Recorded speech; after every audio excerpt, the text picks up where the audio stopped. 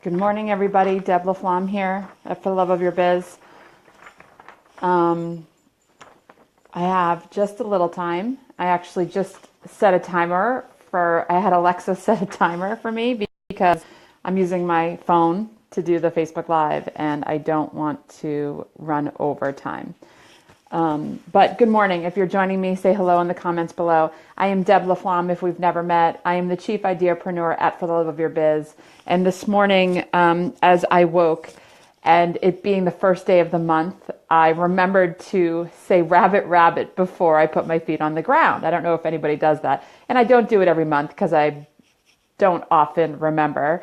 But I did remember this morning. And while I was lying in bed, getting up and trying to get motivated this morning, something that kept coming up for me, or that has been coming up this week for myself personally, for clients, for my own business, the word is balance. Like I keep hearing the word balance as something that I need to be reminding myself and other people about. So that's what today is about. Just coming on to talk about what balance looks like to you, what might overwhelm you when it comes to trying to balance everything. And I would say one of the things that I've been thinking about all morning, actually probably all week, is that balance doesn't necessarily mean 50-50. Like give that much to one thing and that much to another. Like balance is finding what works best for you based on what we're talking about. So I'm going to give a couple of examples, and while you're hopping on, let me know what it is when it comes to balance that overwhelms you, or maybe that you want more of. What do you want more balance for? And then we'll talk a little bit about how I might be able to support you when it comes to balancing so that you are feeling comfortable and secure as far as your business goes. So, because that's more of my wheelhouse, right? So first of all, early in the week, working with a client, we were talking about content and how oftentimes when you are driven by events or launches, promotions, you end up focusing an awful lot of your content on the launches, the events, the sales, whatever it is, right? So you become very heavy as far as content talking about those things. And so you miss that opportunity to be the resource, to be of value. So that's one example, finding the balance between like valuable content and being a resource and the sales component. And if you ever worked with me, we talk about how everybody's like balance between those two things might be different, and it will vary depending upon what you have going on.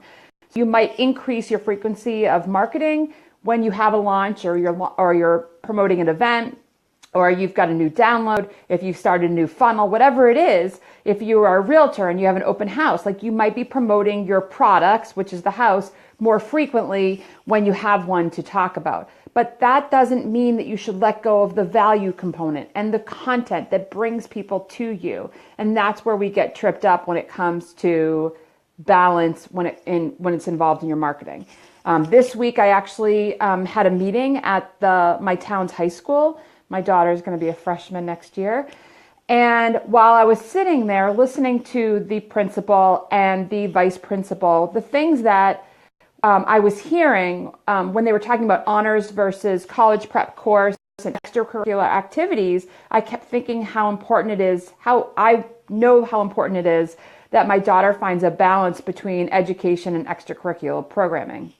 And so this week, the conversation continued about balance. Like, sure, you can do some honors classes if you get recommended to do that, but I want you to remember that you're very active beyond school as well. So finding a balance when it comes to school, the classes versus the extracurricular component, and having it feel good. And again, balance doesn't necessarily mean 50-50. It could just be that it's a part of the plan, but you remember that both pieces have to be running smoothly, right? Another thing that keeps coming up too is the work and family balance, which I know so many of us, forget about the family. How about put work and family in one bucket and yourself in another?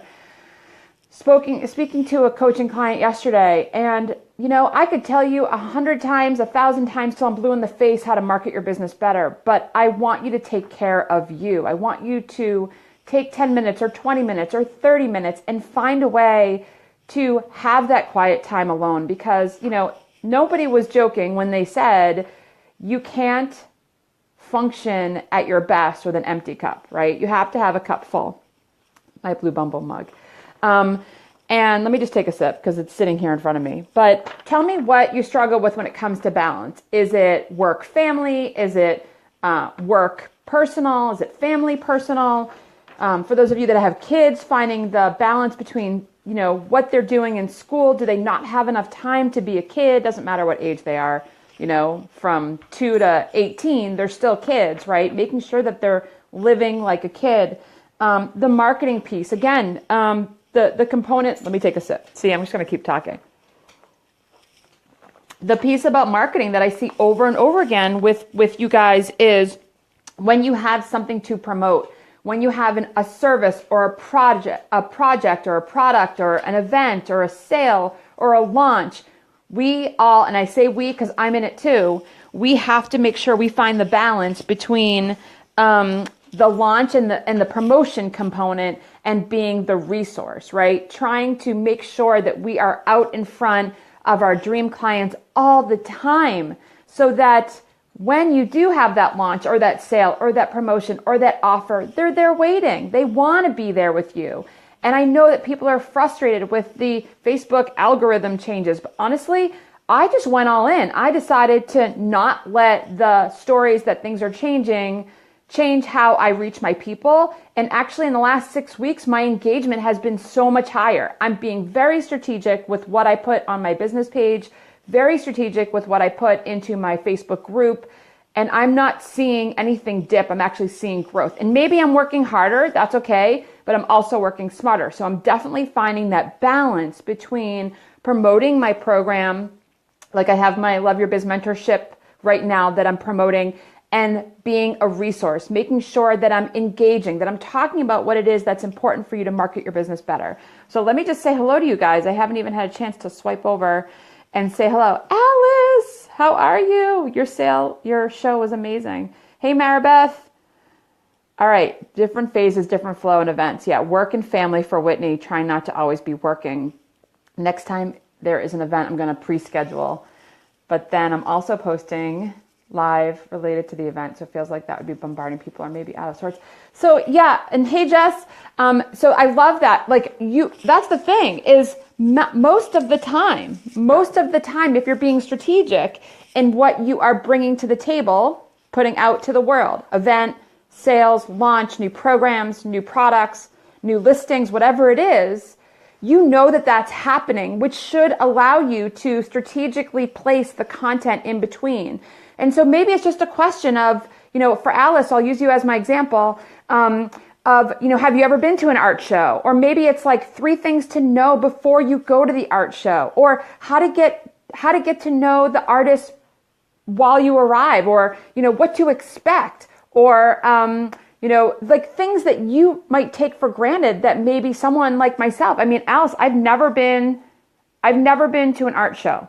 No, I've been to art galleries, but I've never been to a formal art show where the artist and their artwork is there. So those are the things that you could do over and over and over again before and after events. Is you could do a recap, what to do after the art show. Think of all the people that might have stopped and looked at your pieces, right? Which I loved because you gave us, I got to go virtually, which was amazing. But what should an art lover do post an event, post show? How should they connect with you? How should they reach out to you? What should they do with the things they learned? So I think for those, those are really good ideas. So thank you. I am good, but it's easy for me, right? I'm not in the weeds of your business. That's what, I tell everybody all the time. It's very easy for me to come up with creative ideas to help you stay balanced in your marketing because I'm not in your business on a day-to-day basis. I think of those things for big blog posts. So yes, but you don't just put it as a blog post, you then use it as a social post. You might use pieces of it. So let's say you did a blog post of 5 things to know before you go to an art show, right? 5 things to know. Then you now have 5 social post ideas leading up to going to an art show. right? So you've just created 5 social posts from one blog post. You also could do a video vlog, right? A video blog, where you talk about that. Maybe you tour through a show, like your next show, and then use the content post. Like, here, this was a recent show that I was at. These are the things that you should think about or look for. Like, what does the red dot mean? How do you get in front of the artist? Those are the things that I would absolutely tell you to highlight. So, all right, good. That was a really good question. So what else do you guys struggle with when it comes to balance? Okay, the work piece, the work and family piece, the constantly wanting to work. Honestly, you can't sustain that. You just can't. So, and Whitney, I'm talking to you. I'm talking to everybody else who has young family. You have to carve out time that you are dedicating to working on the business, because then you always have those hours that you have to be in the business, like when you're in studio hours.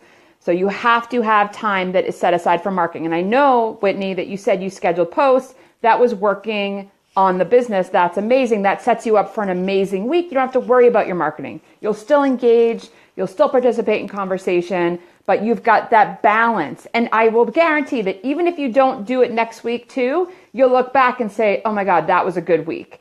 So it maybe will drive you to have more of that balance. You know, on Sunday evenings, you guys know this, it's my favorite time to plan.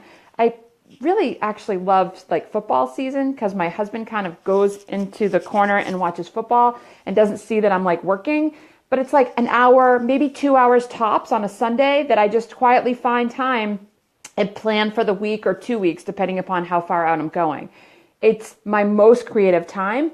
Actually, Sunday mornings is usually my best time because everyone's sleeping and it's quiet and I've got my coffee and I can just do my work. But that's what works for me. If you're a night owl, do it at night. You've got to find that balance so that you're not always working, right? It doesn't suit you well, it doesn't suit your family well, and it definitely doesn't suit your business well. It's kind of where like my psychology degree comes into play, saying that you have to have that balance.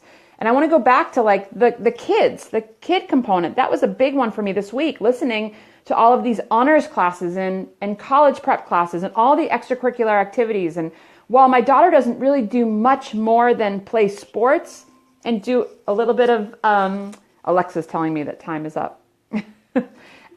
You have to find that time that works well for everything else. I mean, as a teenager, she's got school, she's got homework, she's got practice, she's got games, and she wants to have a social life. So how is she going to balance that? Now, we, as their role models, need to show balance as well. So I think in the last probably 6 months, I have shown a great deal of restraint to be working all the time, every day, every hour. I take time for myself. And this morning I came up with a social post idea, was if you had 1 hour today, would you nap or watch Netflix? So, you know, having that time, what would you do? I would hope you wouldn't work. You've already done the work before and after. I also recommend for those of you that are working for yourself and finding that there's just never enough hours in the day, let me tell you something. It can be done tomorrow. You have to prioritize. You have to block your calendar. You should see my calendar. And when clients call me or message me and say, I can't get in, I move things around. But my calendar is blocked, like block, far beyond just picking my kids up from school. Like I really don't do a lot of work after 3:30. I really don't. And I enjoy that time. I might be reading articles, but I'm not doing content curation. I'm not creating graphics. I'm not doing the things that are really considered work as far as day-to-day operations. And it's important because that's what keeps me healthy, right? It keeps my mind. My kids see me not like constantly working. I do have younger kids, so, you know, they do pay attention. They're around a lot more. So, hey, Heather, how are you? Maribeth, you need to set a time to schedule posts. Yeah, I mean, so when are you most creative? Think of that. I mean, this comes back to having the balance and not feeling like every morning, oh my goodness, I didn't schedule or post anything today. Like you will always have time for those free flow, organic type posts. So don't worry about having things being scheduled and being too rigid. I mean, I have a question. All of you guys are fans of my Facebook page. Do they look like they were scheduled 3 months ago or 2 months ago or a week ago? Or does it look like I'm showing up and I'm having conversation? I hope the answer is I'm showing up and having conversation. But the point is that, I mean, realistically, if you're running a business, you can't be online all the time, nor should you be. You really shouldn't be. You should have that strategy that allows you to plan, schedule, so that you can be in your business all the time, right? Okay, so with that said, I have to go because Alexa's beeping me. I'm going to finish my coffee and go spend the day at one of my favorite client offices. But let me know what balance you are seeking. Let me know what balance you are searching for. It's been a big topic this week, whether it's been my clients, whether it's been myself, my family, whether it's mind and body balance. Like, you have to have it. I mean, think of when you are trying to take care of yourself. You don't go all in with a chocolate cake. No, you have a balance. You balance that. Like, you have chocolate cake, you might exercise. Or you have a cup of coffee, you might have a glass of water. Like, all of these things that we're doing on a day-to-day basis to keep ourselves and our businesses balanced. You're welcome, Jess. Yeah, I am showing up and having, I think we can tell when they're pre-scheduled questions, but if we like you, we don't mind. It's still good prompts.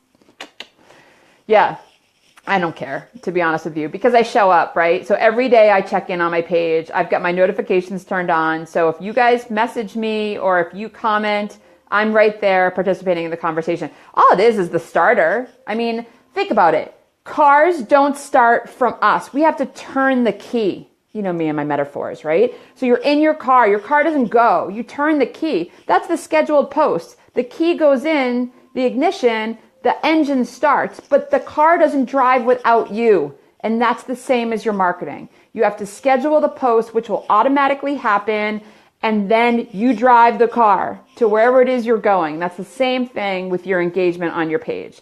So with that said, I'm going to say goodbye to you guys. I hope you have a amazing, balanced day. Let me know in the comments below what you're looking to seek balance for. Again, we're not talking about 50-50. We're really talking about finding what works best for you, for your business, for your family, for your lifestyle, for your health, your body. And remember, we're role models for the kids. So when the kids see us like panicking and, if my daughter says, I told you that, but you were on the phone and that was more important than me. Like, what kind of role model is that? No. So I thank you guys all for being here live, and anybody watching the replay. Couple of things. I have 4 spots left in my Love Your Biz mentorship. So if you guys are looking to be supported by me, it's an 8-week program, virtual program. You get 8 calls. You get 2 one-on-one calls with me during the 8-week time as well. I look forward to supporting you and people. And I don't know, the dog has something. Anybody who wants my support, I would love to have you be a part of my next round of the Love Your Biz mentorship. I do have 1 scholarship still available. I sent out an email this morning to let you guys know that. Check your inboxes. If you're thinking about it, or if you'd like to work with me, I am opening up more coaching spots because spring is here and I'm ready to help you market your business better. You guys have an amazing day, and I will see you online.